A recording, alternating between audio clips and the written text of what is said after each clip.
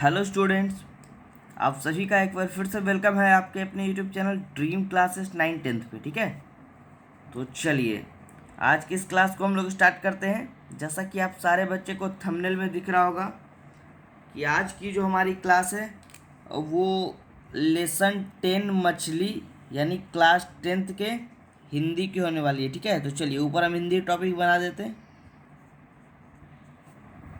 ठीक है, चलिए तो ये हमारे क्लास 10th के हिंदी के वस्तुनिष्ठ प्रश्नों का ये चैप्टर 10 होने वाला है।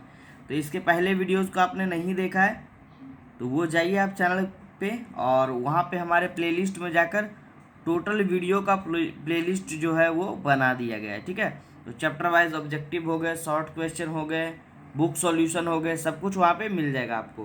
तो चलिए आज की क्लास को जल्दी से स्टार्ट करते हैं, ज़्यादा समय नहीं लेंगे आप लोग का।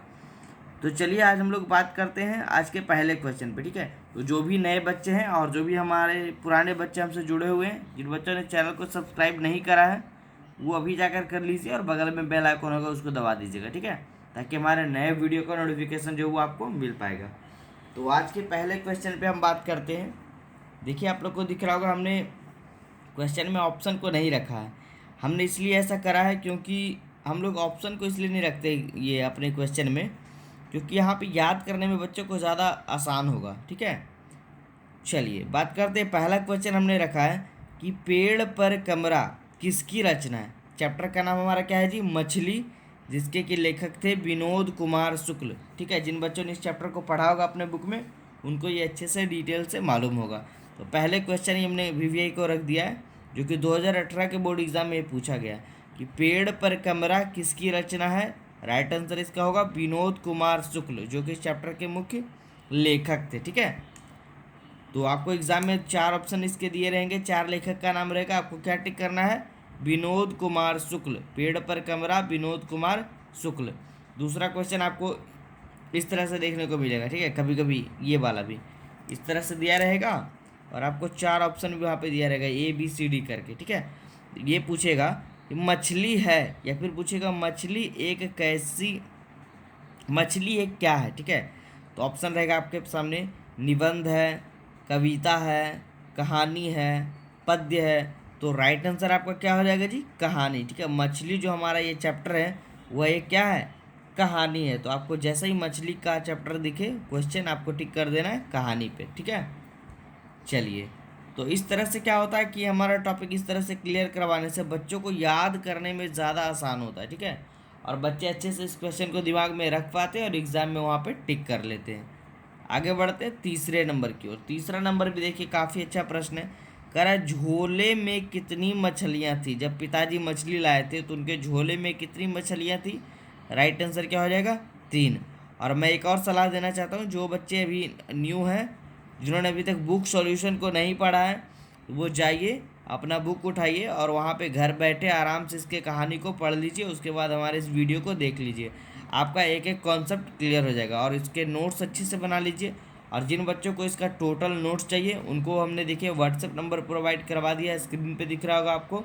ठीक है, यहाँ पे हमारी टीम जो है ड्रीम क्लासेस की टीम क्लास 10th 12th दोनों के नोट्स प्रोवाइड करवा रहे हैं मात्र 500 में। ठीक है, 10th के नोट्स 500 और 12th के नोट्स 800 में। तो वहाँ से जाकर आप परचेस कर सकते हैं जिन बच्चों को ज़्यादा आवश्यकता है। ठीक है, चलिए अगला देखिए हमारा प्रश्न है। इसमें देखिए आपका ऑप्शन ने ये आंसर हमने नहीं लिखा है। आप सारे बच्चे के लिए ये प्रश्न रहा कि परिवार के नौकर का क्या नाम था।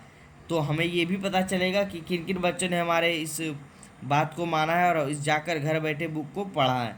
तो आप सभी बच्चे जो भी चैप्टर को पढ़े हैं वो इसका आंसर दीजिएगा जी कमेंट बॉक्स में। ठीक है, हम खाली छोड़ रहे हैं, परिवार के नौकर का क्या नाम था। ठीक है, आप सभी बच्चे के लिए चौथा नंबर प्रश्न रहा। सभी बच्चे लिख कर इसका जवाब देंगे कि परिवार में जो नौकर का, इस चैप्टर में मछली में नौकर का क्या नाम था। ठीक है, चलिए अगला हम देखते हैं 5वां नंबर प्रश्न। 5वां हमारा कह रहा है मोहारा क्या है। ठीक है, कभी कभी मोहरा भी दिखेगा। इस चैप्टर में मोहारा क्या है? तो राइट आंसर होगा इसका नदी। ठीक है, एक नदी का वर्णन है जो कि मोहारा के नाम से फेमस है। आगे हमारा 6ठा नंबर प्रश्न भी देखिए कुछ इसी टाइप का है। कह रहा है नरेन कौन था। ठीक है, क्या है प्रश्न हमारा 6ठा? नरेन कौन था? राइट आंसर क्या हो जाएगा? दीदी का प्रेमी था। नरेन कौन था? दीदी का प्रेमी था।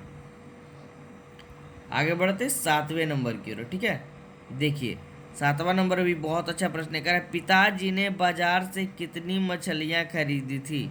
ठीक है, ऊपर भी हमारा प्रश्न था कि झोले में कितनी मछलियां थी जो कि पिताजी खरीद कर लाए थे, तो इसका भी आंसर सेम होगा। परिवार ये पिताजी ने बाजार से कितनी मछलियां खरीदी थी जी? तो 3। ठीक है, संतु कांप रहा था। अगला क्वेश्चन हमारा 8वां नंबर, देखिए ऑप्शन आपको दिखेगा बुखार से, सर्दी से, ठंड से, गर्मी से, इस तरह से। आपको क्या टिक करना है? ठंड से। संतु कांप रहा था किससे? ठंड से। आगे बढ़ते 9वें प्रश्न की ओर। ठीक है, 9वां देखिए काफी अच्छा प्रश्न ये भी कह रहा है। देखिए नौकर की कमीज नामक उपन्यास किसकी रचना है? देखिए सबसे पहला क्वेश्चन हमारा जो था वो भी हमसे कहा था पेड़ पर कमरा, किनका था? विनोद कुमार शुक्ल का।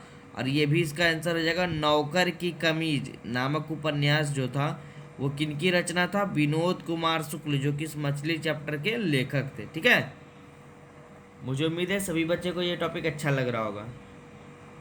आगे बढ़ते अगले क्वेश्चन की ओर। ठीक है, तो इस चैप्टर में जितने भी क्वेश्चन है इस वीडियो में हम लोग पढ़ लेंगे ताकि हमारा जो एग्ज़ाम है वो काफ़ी अच्छा जाए और एक भी क्वेश्चन इस चैप्टर का, खास करके इस चैप्टर का एक भी क्वेश्चन हमारा छूट ना जाए।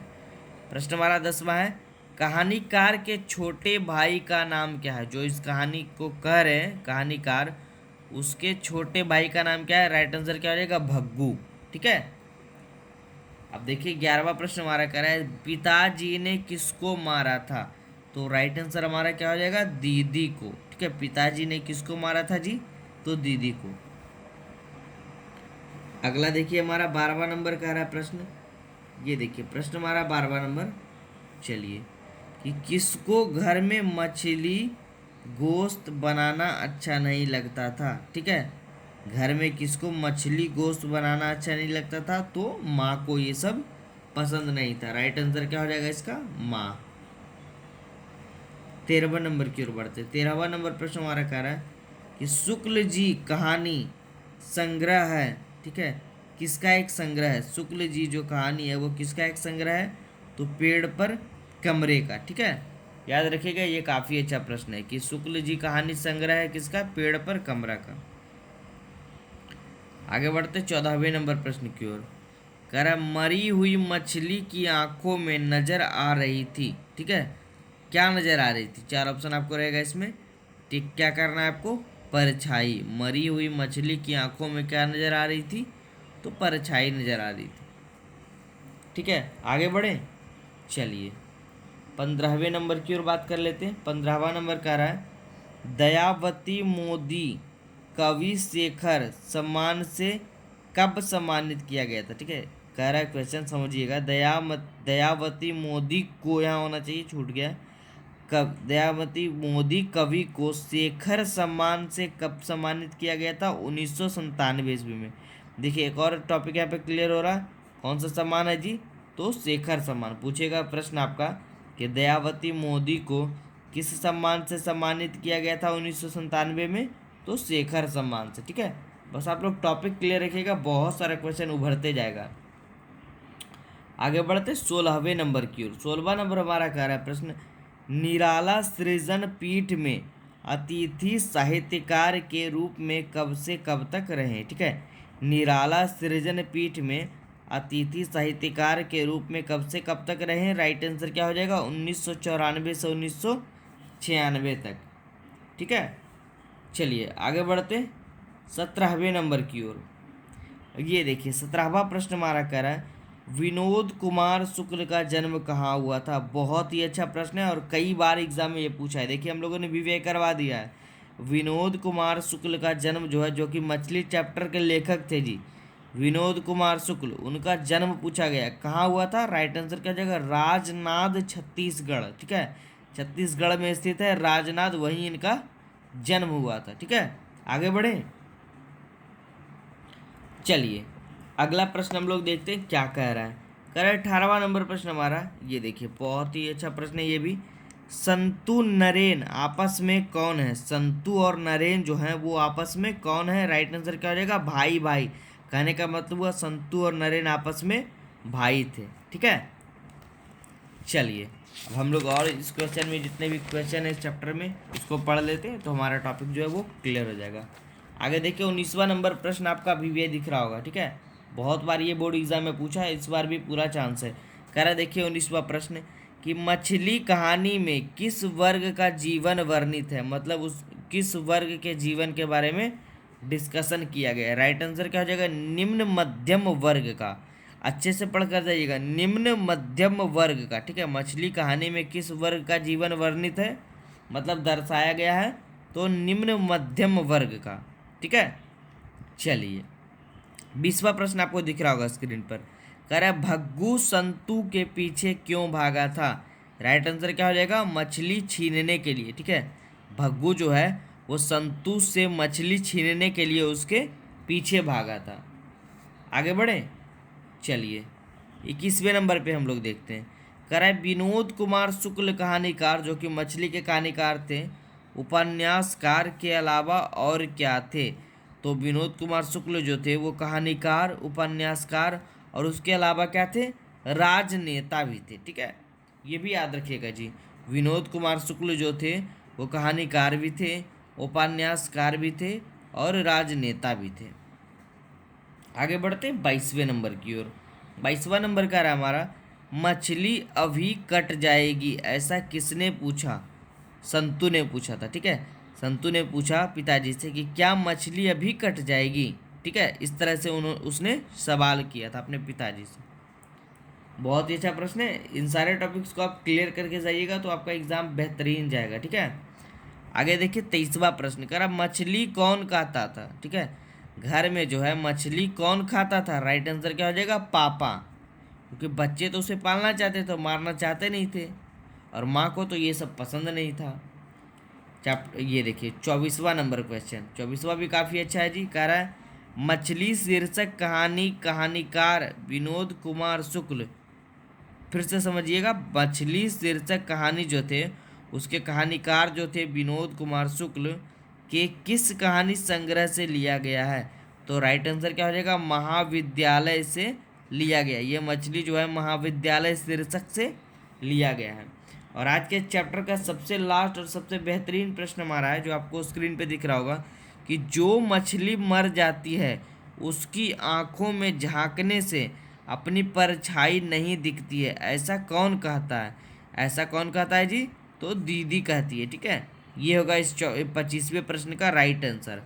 तो मुझे उम्मीद है कि ये जो वीडियो है वो आप सभी बच्चे को बहुत ही ज़्यादा पसंद आया होगा। तो इसी तरह के वीडियोस देखने के लिए और क्लास 10th की स्टडी पूरा करने के लिए आप हमारे चैनल ड्रीम क्लासेस 9th-10th को सब्सक्राइब करना ना भूलें, और उसके बगल में बेल आइकन दिख रहा होगा उसको दबा दीजिए, ताकि इस तरह के वीडियोज़ को आप जल्दी से जल्दी हमारे चैनल के द्वारा पढ़ सके। ठीक है, और अगर वीडियो अच्छा लगे तो लाइक व शेयर ज़रूर कर दीजिए। तो चलिए आज के इस वीडियो में इतना ही, मिलते हैं अगले वीडियो में अगले टॉपिक के साथ। ठीक है।